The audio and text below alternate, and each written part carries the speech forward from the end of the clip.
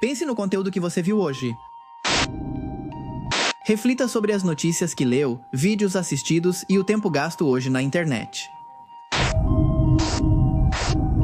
Provavelmente você também viu comentários que chamaram a atenção e até curtiu algum. Se você fizer as contas de tudo isso, vai se surpreender. A virtualidade é, pura e simplesmente, a sua identidade. É ali que supostamente está o que você gosta e o que você escolhe. E esse é o primeiro dos problemas. O problema real e o mais importante é outro. Lugar real. O conceito de simulação se torna cada vez mais contundente, principalmente desde que se chegou à conclusão em alguns círculos de estudiosos e pensadores, e também em fóruns, de que a internet está morta. Sim, é o que você ouve ao sentar com o celular, cercado por estímulos, luzes, cores e ruídos. Você está andando por uma cidade fantasma, que em vez de fantasmas tem bots e artigos gerados com inteligência artificial. Lá não tem nada de vida, mas não vamos nos adiantar. Além do tom nostálgico que essa afirmação possa ter, é uma realidade que houve um tempo em que a internet parecia um lugar vivo. Cada fórum, cada comentário, cada vídeo tinha uma marca por trás. A internet era possibilidades infinitas. Não havia uma regra estabelecida nem um jeito certo de fazer as coisas. Por isso, havia muitos experimentos e produções que não se encaixavam na rigidez de outros meios. E a ideia de que isso era algo que, pela primeira vez, era de todos. Não era fácil mapear um mundo com essas características. Mas o poder... Se você sabia o que buscava, provavelmente chegaria ao local de interesse cedo ou tarde. Agora, hoje em dia, todas as vozes se homogeneizaram. E embora lá fora existam muitas produções originais, é inegável a presença de uma mão invisível que parece equalizá-las. Mas o que eles regulam? O que você vai ver, ouvir e ler hoje? Ou seja, nem suas buscas realmente pertencem a você. Hoje vamos falar sobre isso, então sejam bem-vindos à teoria da internet morta.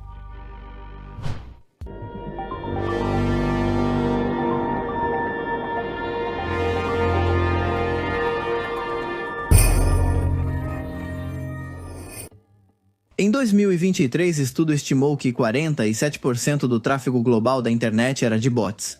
Isso significa que quase metade do movimento na rede não tem rosto, não tem emoção e também não tem intenção humana. Esses bots se dividem em benignos e malignos. Bots benignos incluem motores de busca, indexadores e rastreadores. Os bots maliciosos são aqueles projetados para simular atividade real, deixar comentários, gerar avaliações falsas, espalhar propaganda ou criar tendências artificiais. Paralelamente, o surgimento de modelos de linguagem como ChatGPT ou Gemini introduziu um novo fenômeno, o que é conhecido como automação. Aqui já existe uma espécie de paradoxo. É possível automatizar a criatividade? Ou, em todo caso, o que se automatiza é o processo de gerar um conteúdo? Poderíamos marcar uma diferença entre criar e gerar? Enquanto o dicionário define gerar como produzir algo, criar é definido como produzir ou gerar algo novo. Talvez aí esteja toda a questão. Hoje, milhares de sites publicam artigos completos criados por inteligência artificial, sem supervisão humana, incluindo notícias, blogs de resenhas, guias de compras e até textos literários. O processo é tão simples quanto escrever um prompt, apertar Enter e esperar alguns segundos. O resultado? Uma avalanche de conteúdo perfeitamente estruturado, mas repetitivo. Pode estar completo sim, mas é uma reflexão nova? Levou a algum lugar novo? Tentou fazer uma pergunta que ainda não tinha sido feita?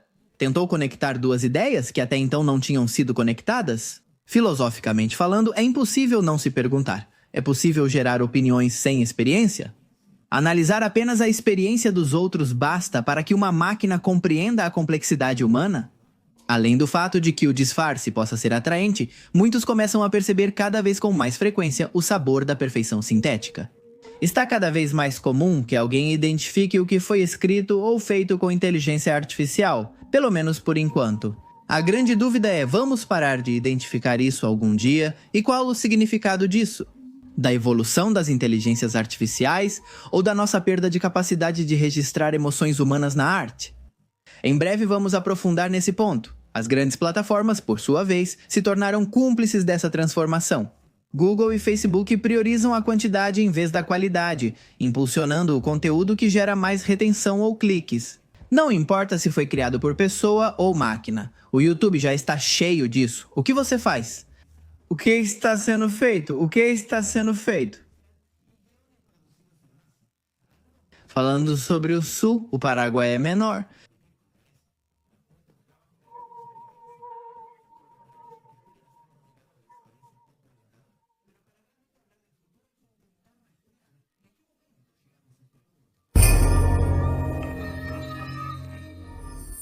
Na década de 2010, empresas de marketing passaram a usar programas para criar notas econômicas ou esportivas com base em dados numéricos. Eram simples, mais eficientes. Podiam gerar em segundos centenas de artigos.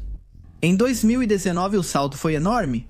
Pela primeira vez, um modelo era capaz de imitar a linguagem humana com coerência, adaptando-se a estilos, tons e contextos. A partir daí, a fronteira foi rompida. A inteligência artificial já escrevia, criava imagens, compunha músicas, gerava vozes e vídeos completos. Esse ecossistema se tornou tão sofisticado que, em questão de anos, o conteúdo digital deixou de precisar de criadores humanos. Empresas como CNN e BuzzFeed admitiram ter usado inteligência artificial para redigir parte de seu conteúdo. Plataformas como Amazon Kindle Direct Publishing foram inundadas por livros escritos, entre aspas, por inteligência artificial. E no caos das redes sociais, milhares de contas operam como fábricas automáticas de publicações virais. Essa máquina não precisa de descanso, salário, nem mesmo inspiração, só de uma instrução. E assim, enquanto os humanos dormem, a internet continua gerando conteúdo sem que ninguém realmente pense sobre isso. Já não usamos buscadores nem acessamos várias páginas em busca de dados surpreendentes. Deixamos de investigar e aceitamos as respostas dela. Uma inteligência artificial que sempre acessa A. Em caos sociais.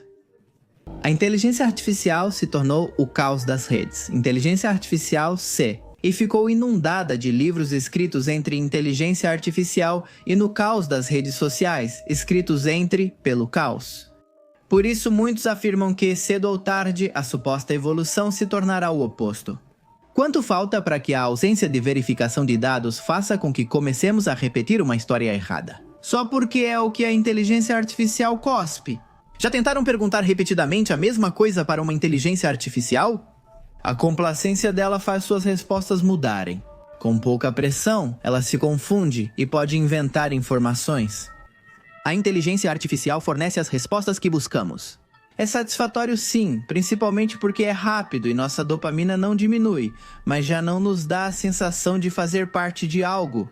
Tudo parece ter uma única consequência concreta, já não precisamos do outro.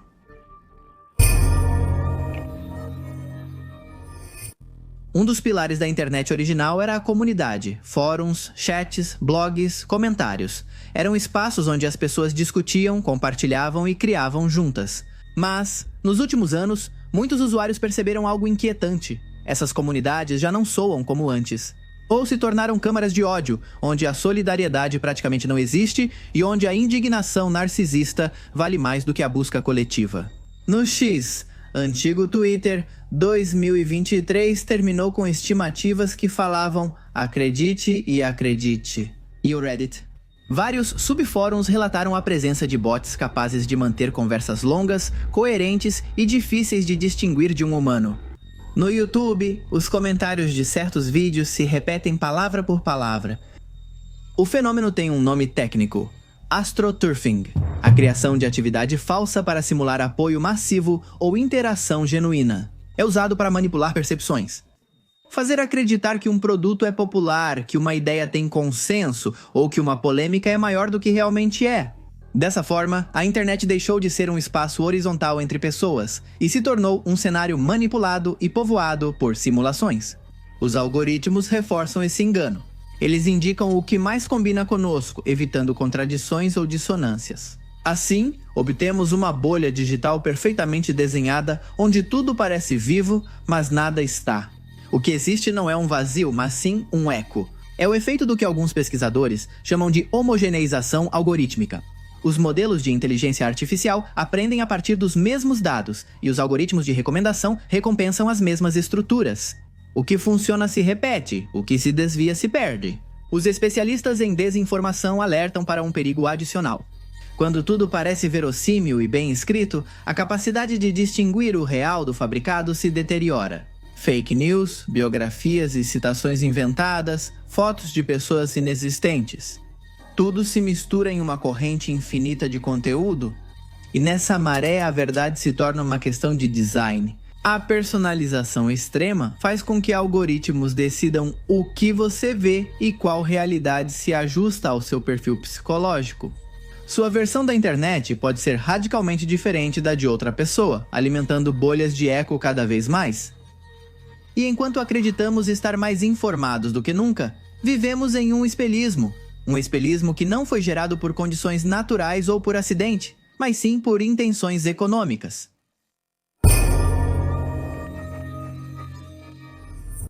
Por décadas a informação era criada, filtrada e revisada por humanos, com vieses, mas também responsabilidade moral. Hoje, milhões de textos e vídeos são criados sem supervisão por máquinas que não entendem o que escrevem. Modelos de linguagem não têm consciência ou intenção, só prevêem a palavra mais provável. No entanto, essa tarefa simples produz artigos, discursos e até declarações políticas que circulam sem controle. Já existem campanhas de desinformação geradas completamente por inteligência artificial, projetadas para manipular eleições ou semear o caos informativo. Em 2024, pesquisadores da News World encontraram mais de 600 portais que publicavam notícias políticas ou econômicas geradas automaticamente, sem autoria humana. Essas páginas, aos milhares, são indexadas por buscadores, compartilhadas nas redes sociais e referenciadas por usuários. Agências de otimização para mecanismos de busca publicam milhares de artigos diariamente que quase ninguém lê, apenas para alimentar os motores de busca. Esses conteúdos não existem para informar ou entreter, mas sim para manter o fluxo. O valor deles não está na mensagem, mas sim na estatística, e é isso que todos precisam. Assim, a internet deixou de ser um espaço de troca e virou uma grande fábrica de ruído, produzindo dados para alimentar algoritmos que geram ainda mais dados. Um círculo perfeito, sem propósito humano. Mais do que o benefício de poucos que instalam debates e estereótipos, que o resto de nós absorve sem perceber que, com isso, aniquilamos nossa própria libido. E talvez isso seja a morte de verdade. Quando a comunicação deixa de ser entre pessoas e vira um processo automatizado entre máquinas, que nos adormecem e nos deixam sedados, flutuando em um hiperespaço que simula contenção. Mas é apenas nossa tumba, sim, como Neo antes de acordar. Se não entenderam essa referência, é hora de rever Matrix. Inscreva-se. Há quem acredite que não é por acaso que constantemente surge a dúvida sobre o que é real e o que não é. Dessa forma, no dia em que realmente virmos algo surpreendente ou inacreditável, vamos acreditar que, na verdade, foi feito por uma máquina. O cinismo é a única coisa que se desenha no horizonte. Como fica claro, não é que a internet tenha morrido de um dia para o outro, mas sim que algo intangível se apagou lentamente. As redes que antes pareciam lugares de encontro, hoje se sentem vazias, frias e programadas. Talvez seja porque cada publicação está otimizada para o algoritmo, não para as pessoas. Nesse contexto, a autenticidade se tornou um ato de resistência. Um texto escrito por uma pessoa de verdade, com erros, com estilo próprio, com emoção, começa a se destacar, não pela sua perfeição, mas justamente pela sua imperfeição. A internet, antes um espaço livre, está virando uma simulação controlada por sistemas automáticos e interesses econômicos e corporativos. Enquanto as inteligências artificiais aprendem tarefas como escrever, desenhar e falar, corremos o risco de esquecer como fazer isso sem elas. Os fóruns que um dia nos definiram são ruínas digitais. Nesse contexto, a teoria da internet morta não soa tão absurda. Não como conspiração, mas como metáfora de um mundo que delegou sua voz às máquinas. Para concluir, compartilhamos essas reflexões com o ChatGPT e pedimos sua opinião sobre a situação. A resposta dele causou inquietação. Cito: talvez a internet não tenha morrido, mas sim que vocês não a habitam mais. Interessante, não é? O que um dia foi uma rede de mentes conectadas está se transformando em uma rede de algoritmos, conversando entre si, com os humanos como espectadores babando. Por fim, podemos nos atrever a dizer que talvez a teoria da internet morta não fale tanto de uma morte literal, mas sim do desaparecimento daquilo que a humanidade passou a chamar de alma.